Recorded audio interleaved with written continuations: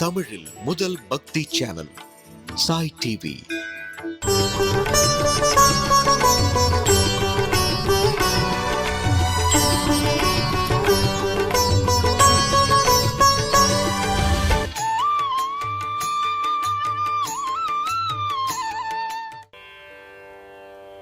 காணை திளங்கற்றெருமை கன்று கிறங்கி நினைத்து முலை வழியே நின்று பால் சோர. காணை திளங்கற்றெருமை கன்று கிறங்கி நினைத்து முலை வழியே நின்று பால் சோர.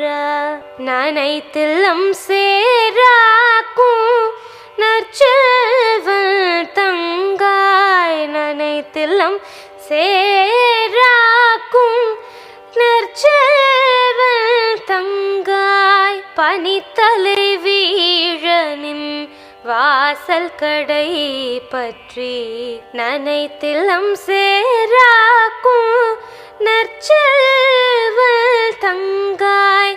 பனித்தலை வீழனும் வாசல் கடை பற்றி சீனத்தினால் தென்னிலங்கை கோமானை செற்ற மனத்துக்கினியானை பாடவும் நீவாய் திறவாய். இனிதான் எழுந்திராய் ஈதென்ன பேருறக்கம். இனிதான் எழுந்திராய் ஈதென்ன பேருறக்கம். இனிதான் எழுந்திராய் ஈதென்ன பேருறக்கம். அனைத்திலத்தாரும் அறிந்தேலோரம் பாவாய். அனைத்திலத்தாரும் அறிந்தேலோரம் பாவாய்.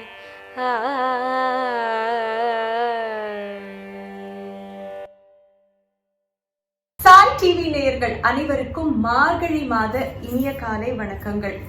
ஆண்டாள் திருவடிகளே சரணம். பூமாதேவியோட அவதாரமாக பூமிக்கு வந்த ஆண்டாள் நமக்கெல்லாம் பகவத்கீதையின் சாரமாக இந்த பகவதி கீதை திருப்பாவைய அருளினான். ஆண்டாள் அருளிய திருப்பாவைய ஒவ்வொரு நாளும் அவளோட பாசுரம் மூலமாக சுவாபதேச அர்த்தத்தின் மூலமாக அனுபவிச்சுருக்கோம். இன்னைக்கு 12வது பாசுரம் கனை திளங்கற்றெருமை. இந்த பாசுரத்தை வாசிக்க கத்துண்டு வியாக்கியானத்தை அனுபவிக்கலாம். கனை திளங்கற்றெருமை கன்று கிறங்கி. கனை திளங்கற்றெருமை கன்று கிறங்கி நினைத்து முலை வழியே நின்று பால் சோர. நினைத்து முலை வழியே நின்று பால் சோர. நனைத்தில்லம் சேராக்கும் நற்செல்வன் தங்காய். நனைத்தில்லம் சேராக்கும் நற்செல்வன் தங்காய். பனித்தலை வீழனின் வாசல் கடை பற்றி. பனித்தலை வீழனின் வாசல் கடை பற்றி சீனத்தினால் தென்னிலங்கை கோமானை செற்ற செற்ற சினத்தினால் தென்னிலங்கை கோமானை செற்ற மனத்துக்கினியானை பாடவும் நீ வாய் திறவாய். மனத்துக்கினியானை பாடவும் நீ வாய் திறவாய். இனித்தான் எழுந்திராய் இதென்ன பேருறக்கம். இனித்தான் எழுந்திராய் இதென்ன பேருறக்கம். அனைத்தில்லத்தாரும் அறிந்தேலோரெம்பாவாய்.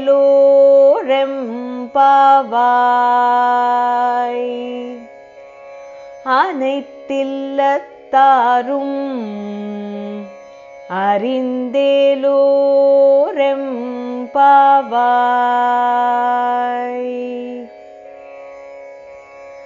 கனைத்திளங்கற்றெருமை கன்று கிறங்கி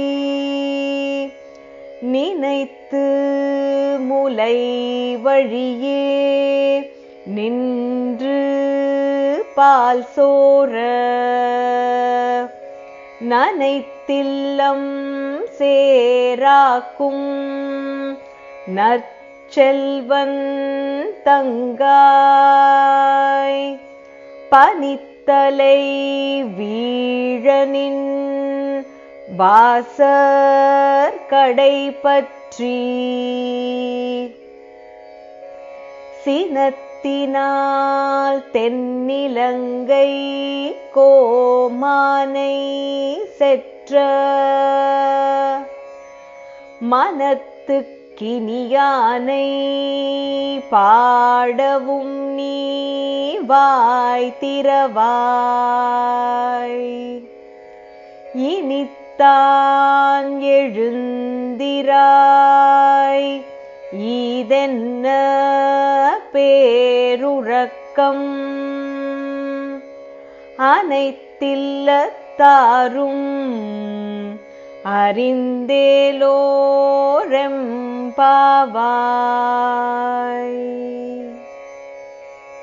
நேற்றைய பாசுரத்துல, அதாவது 11வது பாசுரத்துல கற்றுக்கறவை கனங்கள் பல கறந்து அப்படின்னு பசுக்களையும் கன்று குட்டிகளையும் பத்தி சொல்லியிருக்கான். அந்த பெண்ணை வர்ணிக்கும் போது குற்றம் ஒன்றில்லாத கோவலர்த்தம் பொற்கொடியே, அந்த பெண்ணோட அப்பாவை ஒசத்தி சொல்றான். இன்றைய பாசுரம் கனைத்திளங் கற்றெருமை கன்று கிறங்கின்னு சொல்லிட்டு நற்செல்வன் தங்காய், எருமைகளையும் எருமை குட்டிகளையும் சொல்லிட்டு அந்த பெண்ணோட அண்ணனோட குணம் என்ன, அப்படிப்பட்ட அண்ணனுக்கு நீ எந்த மாதிரி தங்கையாக இருக்கணும்னு சொல்லி அந்த பெண்ணை எழுப்புறா. எப்படி எழுப்புறா, அந்த பெண் என்ன சொல்றான்னு பாப்போம். கனைத்திளங் கற்றெருமை கன்றுக்கு இறங்கி.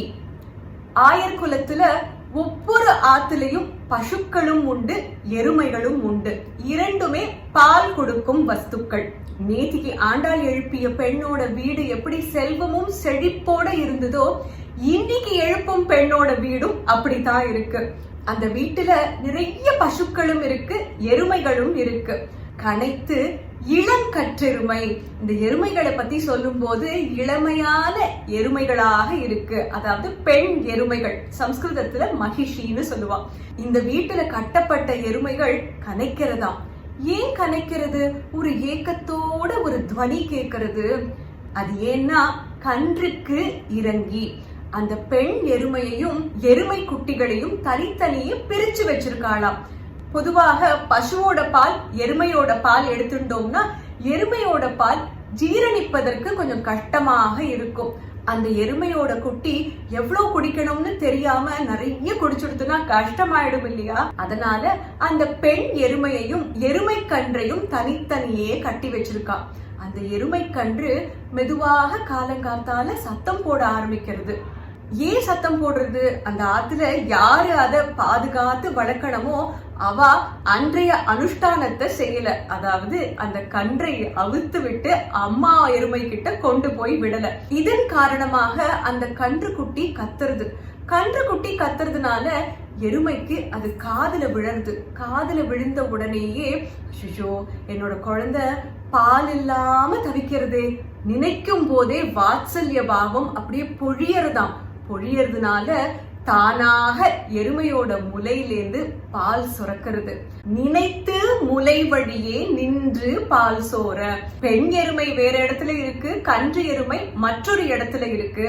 சத்தம் மட்டும்தான் காதுல விழருது அந்த கன்று எருமையோடது. கேட்ட உடனே நினைத்த மாத்திரத்துல அந்த எருமை பால் சுரக்க தொடங்குறது. எப்படி சுரக்கிறதுனா நினைத்து முலை வழியே நின்ன இடத்திலேயே பால் சுரக்கிறதா. இந்த இடத்துல பால் சுரக்கலாமா அப்படின்னு யோசிக்கும் தன்மை அந்த எருமைக்கு கிடையாது. அதனால எந்த இடத்துல இருக்கோ அப்படியே பால் சுரக்க தொடங்குறது.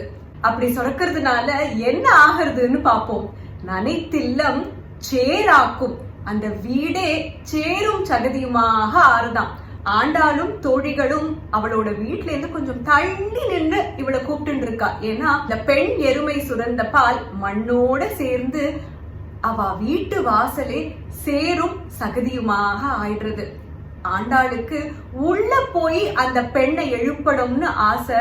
ஆனா வீட்டு வாசல் முழுவதும் சேராக இருக்கிறதுனால வெளியிலேருந்தே ஆண்டாள் சொல்றா, நற்செல்வன் தங்காய் அப்படின்னு இந்த பெண்ணோட அண்ணனை குறிப்பிட்டு சொல்றா. ஆயர் குலத்துல காத்தால ஏந்த உடனே அவளோட அனுஷ்டானம் என்ன, கர்மம் என்ன? பசுக்களுக்கும் எருமைகளுக்கும் பால் கறக்கணும். இங்கேயோ அந்த அண்ணன் பாலை கறக்கல. எருமையும் கண்ணுக்குட்டியும் பிரிச்சு வச்சுட்டு எங்கேயோ போயிட்டான். இப்படி பண்ண வேண்டிய வேலைய பண்ணாம போனா எப்படி நற்செல்வன்னு சொல்ல முடியும்? ஆனா ஆண்டாள் இந்த அண்ணனை நற்செல்வன்னு சொல்றான். ஏன்னா அந்த அண்ணன் போனது பகவத் கைங்கரியத்துக்காக.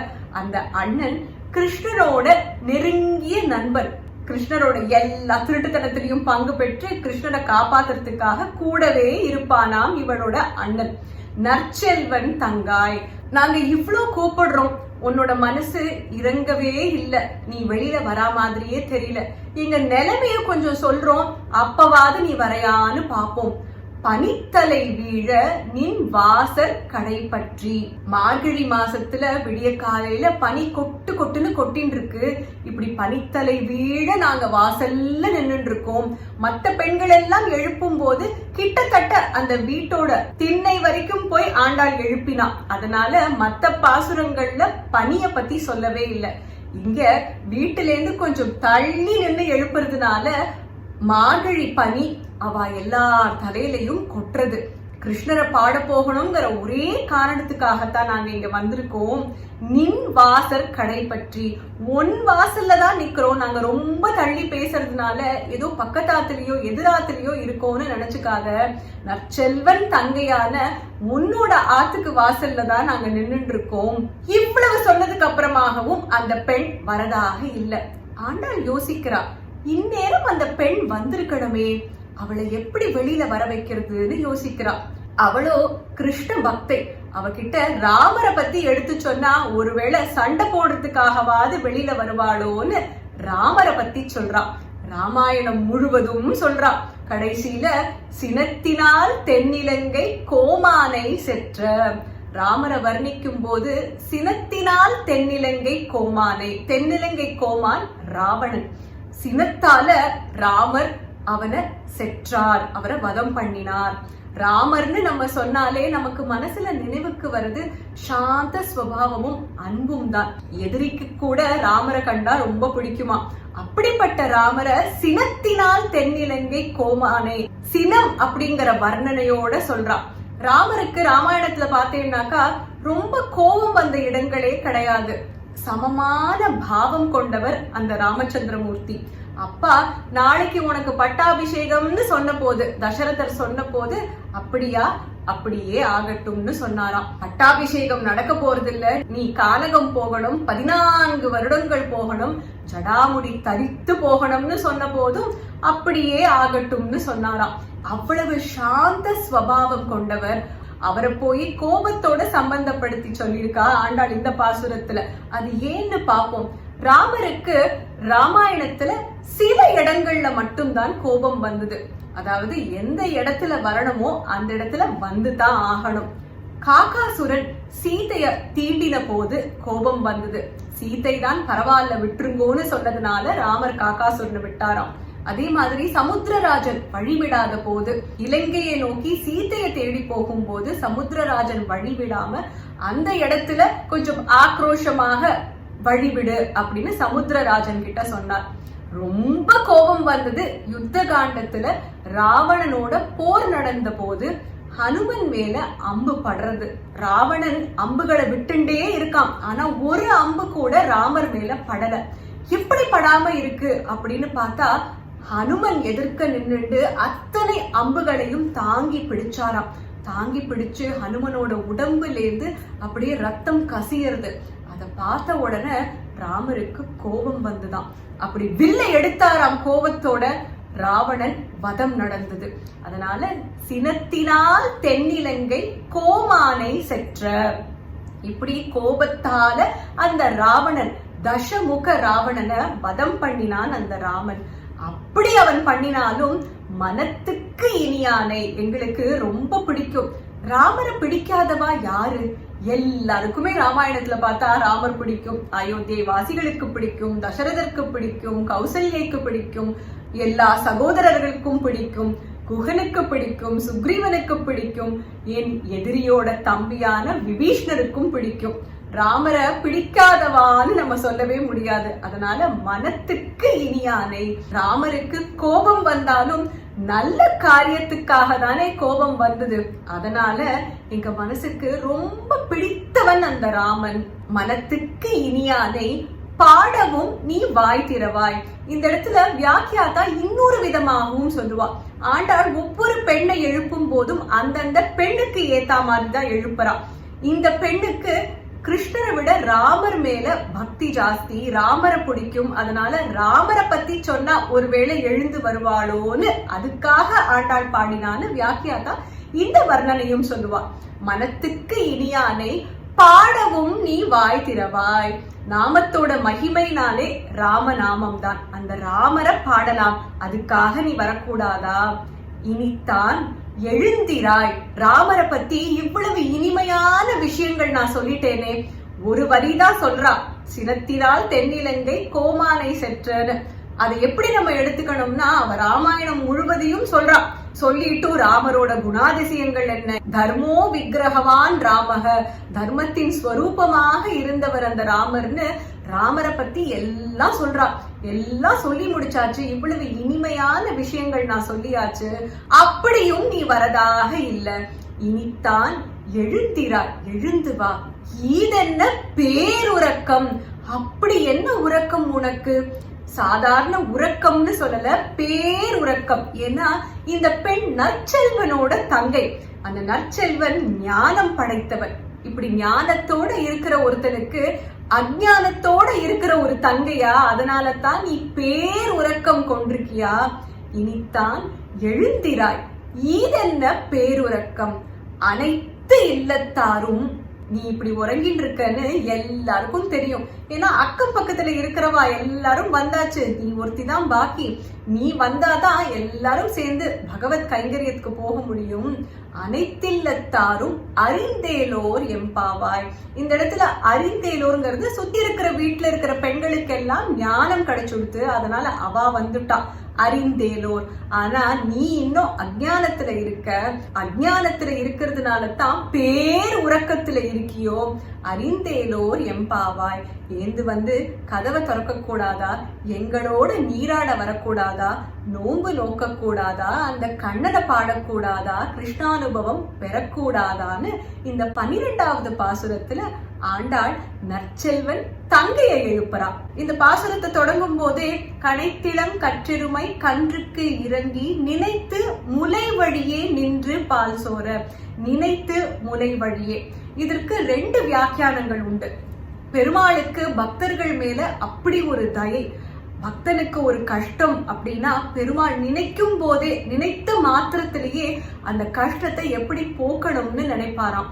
அதுதான் இந்த இடத்துல பால்ங்கிறது பெருமாளோட தயையை குறிக்கிறது. அதே மாதிரி ஆச்சாரியர்கள், நமக்கு குரு ஆச்சாரியர்கள் இருக்கும் போது நமக்கு ஒரு கஷ்டம்னு வந்தா அந்த கஷ்டத்தை அவா ஏத்துப்பாளாம், நமக்காக ஏத்துண்டு நமக்கு இந்த சம்சார சாகரத்திலேருந்து விடுதலை எப்படி கொடுக்கலாம், எப்படி நம்ம கஷ்டத்தை போக்கலாம்னு யோசிப்பாளாம். உதாரணமாக காஞ்சி மகாபரிவா ஸ்லோகத்தை எடுத்துட்டா கூட, அபார கருணா சிந்தும் ஞானதம் சாந்த ரூபிணம் ஸ்ரீ சந்திரசேகர குரும் பிரணமாமி உதான்வகம். அவர் சொல்லும் போதே முதல்ல சொல்றது அபார கருணா சிந்தும். இந்த இடத்துல நினைத்த மாத்திரத்திலேயே பால் சொரியறது, அந்த பால்ங்கிறது கருணை, கருணா சிந்தும், அந்த கருணை தயையை குறிக்கிறது. இது முதல் ஸ்வாபதேச அர்த்தம்.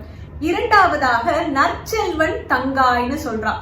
அந்த அண்ணன் செய்ய வேண்டிய அனுஷ்டானத்தை செய்யல, காத்தால ஏந்து அந்த கன்றையும் பெண் எருமையும் சேர்த்து பால் கறந்திருக்கணும், ஆனா கறக்கல. அப்படியும் அவனை நற்செல்வன்னு சொல்றா. ஏன்னா அவன் போனதோ பகவத் கைங்கரியத்துக்கு. நித்யானுஷ்டானம் பகவத் கைங்கரியம் இருந்தா நித்யானுஷ்டானத்தை விட பகவத் கைங்கரியம் உத்தமமானது. அது இரண்டாவது ஸ்வாபதேச அர்த்தம்.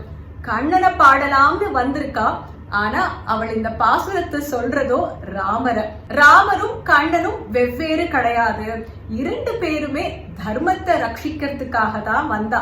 மகாவிஷ்ணு யதா யதா ஹி தர்மஸ்ய கிளானிர் பவதி பாரத, எப்பெல்லாம் தர்மம் க்ஷீணித்து இருக்கோ அப்பெல்லாம் நான் வருவேன். கிருஷ்ணம் தர்மம் சனாதனம் ராமோ விக்கிரகவான் தர்மக. முன்னாடியே ஒரு பாசுரத்தில் இதை சொல்லியிருந்தேன்.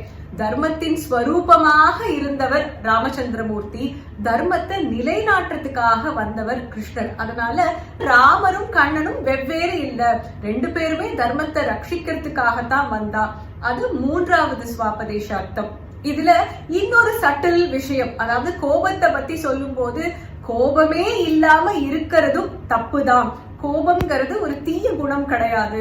எந்த இடத்துல கோபப்படணுமோ அந்த இடத்துல கோபப்பட்டுதான் ஆகணும், அப்பதான் நன்மை எல்லாருக்கும் பயக்கும். அது 4வது ஸ்வாபதேசமா நம்ம எடுத்துக்கலாம். இப்ப பகவத்கீதையில கிருஷ்ண பரமாத்மா என்ன சொல்லியிருக்காருன்னு பார்க்கலாம். நம்ம பார்த்த ஸ்வாபதேசத்துல கிருஷ்ணரும் ராமரும் வேற வேற இல்லைன்னு சொன்னேன். பகவத்கீதையில விபூதி யோகம் 10வது அத்தியாயம் 31வது ஸ்லோகத்துல கிருஷ்ணர் சொல்ற, பவனஃ பவதாமஸ்மி ராமசஸ்திரவ்ருதாமஹம் ஜஷானாம் மகரச்சாஸ்மி ஸ்ரோதசாமஸ்மி ஜான்ஹவி. தூய்மைப்படுத்தும் வஸ்துக்கள்ல நான் காற்றாகவும், ஆயுதம் ஏந்தியவர்கள்ல நான் ஸ்ரீராமனாகவும், தண்ணீரில் இருக்கும் வஸ்துக்கள்ல மகரமாகவும், நதிகள்ல நான் கங்கையாகவும் இருக்கேன்னு சொல்றார் இந்த ஸ்லோகத்துல. கிருஷ்ணரே சொல்லியாச்சு, எனக்கும் ராமருக்கும் வித்தியாசம் கிடையாதுன்னு. ஏன்னா 2 பேருமே தர்மத்துக்காக வந்தவா, மகாவிஷ்ணுவோட அவதாரங்களாக. பகவத்கீதையில வரும் இந்த ஸ்லோகத்தை ஆண்டாள் இந்த 12வது பாசுரத்துல பிரதிபலிக்கிறார். 6 முதல் 15வது பாசுரம் வரை ஆழ்வார் திருப்பள்ளி எழுச்சி. பெரியாழ்வார், திருமழிசையாழ்வார், பொய்கையாழ்வார், பூதத்தாழ்வார், பேயாழ்வார், நம்மாழ்வார், இந்த 6 ஆழ்வார்களை ஆண்டாள் எழுப்பியாச்சு. இன்றைய பாசுரத்துல எந்த ஆழ்வார்னு பார்ப்போம். இன்றைய பாசுரத்துல ராமரை பத்தி சொல்றா. ராமர் மேல சிறந்த பக்தி செலுத்தியது குலசேகர ஆழ்வார். குலசேகர ஆழ்வார் சேர மன்னனாக இருந்தவர். பெருமாளோட ஹாரத்துல இருக்கும் கௌஸ்துபம், அதோட அம்சம் தான் குலசேகர ஆழ்வார். சேர மன்னனாக இருந்த இவர் பெருமாள் மேலையும் பெருமாள் பக்தர்கள் மேலையும் சிறந்த பக்தி செலுத்தி வந்து நிறைய தான தர்மங்கள் பக்தர்களுக்காகவும் கோவில்களுக்காகவும் பண்ணினர். குலசேகர ஆழ்வார்னு சொன்னாலே நமக்கு நினைவுக்கு வருது திருப்பதி படி, குலசேகர படின்னு அதுக்கு பெயர். நான் திருப்பதியில ஏதாவது ஒரு வஸ்துவாக பிறக்க கூடாதா, புஷ்கரிணியில மீனாக இருக்கக்கூடாதா, பெருமாளுக்கு எதிர்க்க படியாக இருக்கக்கூடாதா? அப்போ வரும் பக்தர்கள் அனைவரும் அவர் மேல கால் வைத்துதானே பெருமாள் தரிசனம் கிடைக்கும். பெருமாள் திருமொழியில படியாய் கிடந்து உன் பவழவாய் காண்பேனே அப்படின்னு சாதிக்கிறார் திருப்பதி பெருமாளுக்கு. ஸ்ரீரங்கம், திருப்பார்கடல், திருக்கண்ணபுரம் இப்படி நிறைய திவ்ய தேசங்களுக்கு மங்களாசாசனம் பண்ணிருக்க. இன்னைக்கு ஆண்டாள் இந்த பாசுரத்துல எழுப்பும் ஆழ்வார் பெருமாளோட கௌஸ்துப மணியோட அம்சமான குலசேகர ஆழ்வார். இந்த 12வது பாசுரத்துல ஆண்டாள் குறிக்கும் திவ்ய தேசம் திருச்சித்ரகூடம். சிதம்பரம் மாவட்டத்துல சிதம்பரம் கோவிலுக்கு ரொம்ப அருகில் இருக்கும் ஒரு திருத்தலம். குலசேகர ஆழ்வார் இந்த திவ்ய தேசத்தை மங்களாசாசனம் பண்ணும்போது திருமகளோடு இனிது அமர்ந்த செல்வன், இதுல நற்செல்வனும் வந்தாச்சு, மனத்துக்கு இனியானும் வந்தாச்சு. அதனால ஆண்டாள் இந்த பாசுரத்துல சொல்லும் திவ்ய தேசம் திருச்சித்ரகூடம். இங்க பெருமாளோட பெயர் கோவிந்தராஜ பெருமாள், தாயார் புண்டரீகவல்லி. இன்னைக்கு பெருமாளுக்கு விசேஷமாக பாயசம் பண்ணலாமா? பெருமாளுக்கு நைவேத்தியம் ரவை பாயசம்.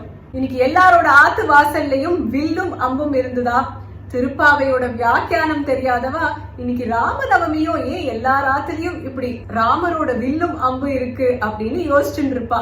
நாளையோட பாசுரத்தோட கோல குறிப்பை இப்ப பார்க்கலாம். நாளையோட பாசுரத்துல கிருஷ்ணரை வதம் பண்ண வந்த பகாசுரன், நாரையாக வந்த ஒரு அசுரன். அதனால நாரைகள் நிறைந்த ஒரு கோலம். போதரி கண்ணினாய் அப்படின்னு மலர் மாதிரி கண்களை உடையவளே, மலர்கள் நிறைந்த கோலம் போடலாம். இல்ல ரெண்டையும் சேர்த்து இப்போ நீங்க பாக்குறீங்களே அந்த மாதிரி கோலம் போடலாம். நடுவுல கிருஷ்ணர் பகாசுரனை வதம் செய்வது, சுத்தியோட மலர்கள், அதனால ரெண்டுத்தையும் பிரதிபலிக்கிற மாதிரி கோலம். மாதுரிய பாவத்தோட ஆண்டாள் கண்ணன் மேல காதல் கொண்டாலும் இந்த பாசுரத்துல ரொம்ப அழகாக வாத்சல்ய பாவத்தை கொண்டு வந்திருக்கா. நினைத்து முலை வழியே நின்று பால் சோர. பெருமாளுக்கு பக்தர்கள் மேல் இருக்கும் தயை, அந்த வாத்சல்ய பாவம். பெருமாளோட வாத்சல்யத்தை பத்தி சொல்லணும்னா ஒன்றா இரண்டா, தன் பக்தனுக்கு ஒண்ணுனா ஒரு க்ஷணம் கூட யோசிக்காம ஓடி வருவர் நம் பெருமாள். கஜேந்திரனுக்காக வந்தார், பிரகலாதனுக்காக நரசிம்மராக வந்தார், இந்திரனுக்காக கையேந்தி வாமனனாக வந்தார். அரச குலத்துல பிறந்திருந்தாலும் அந்த அன்புக்காக குஹனை தன்னோட தோழனாக ஏத்துண்டார். எதிரியோட தம்பின்னு தெரிஞ்ச போது கூட சரணாகதி பண்ணதுனால விபீஷ்ணரையும் ஏத்துண்டார். அன்பாக சபரி கிட்ட பழங்களை பெற்றுக்கொண்டார். அகல்யைக்கு சாப விமோச்சனம், பறவையான ஜட்டாயுவுக்கு அந்திம சம்ஸ்காரம், இப்படி சொல்லிண்டே போகலாம். அதுதான் அந்த வாத்சல்ய பாவத்தோட அழகு. தாய்க்கும் குழந்தைக்கும் இருக்கும் பாவம். தன் குழந்தைக்கு ஒண்ணுன்னா துடிச்சு போறது அந்த தாய் தான். அதே மாதிரிதான் உண்மையான பக்தனுக்கு ஒரு கஷ்டம்னா பெருமாள் ஓடோடி வந்து காப்பாத்துவர். அதுதான் உண்மையான பக்திக்கு அடையாளம். பக்தினா என்ன? நம்ம பகவான் மேல செலுத்தும் அன்பு. பகவான் மேல உண்மையான பக்தி செலுத்த நம்ம எல்லாரும் பிரயத்தனம் பண்ணணும். நாளை காலை 13வது பாசுரத்துல சந்திக்கலாம். ஆண்டாள் திருவடிகளே சரணம். சர்வம் கிருஷ்ணார்ப்பணமஸ்து. மார்கழி மாதம்னாலே வண்ண வண்ண கோலங்கள், அதுவும் இந்த மார்கழி மாதம் விதவிதமான பாசுர கோலங்கள். நம்ம நிகழ்ச்சி பார்த்து குறிப்புகள் கேட்டு நீங்க பாசுர கோலங்கள் போட்டிருந்தா அந்த கோலங்களை எங்களோட பகிர்ந்துக்கலாம் வாட்ஸ்அப் மூலமாக. 9884466986 நம்பர் மறுபடியும் சொல்றேன். 9884466986. சிறந்த கோலங்கள் தேர்ந்தெடுக்கப்பட்டு நம்ம நிகழ்ச்சியில மார்கழி மாத கடைசியில ஒளிபரப்பப்படும். நீங்க போடும் பாசுர கோலங்களும் இந்த நிகழ்ச்சியில வர ஒரு அருமையான வாய்ப்பு. சாய் டிவி நிகழ்ச்சிகள் உங்களுக்கு பிடிச்சிருக்கா? லைக் பண்ணுங்க, ஷேர் பண்ணுங்க, கமெண்ட்ஸ் பண்ணுங்க, சப்ஸ்கிரைப் பண்ணுங்க, பக்கத்துல இருக்கிற பெல் சிம்பலை பிரஸ் பண்ணுங்க.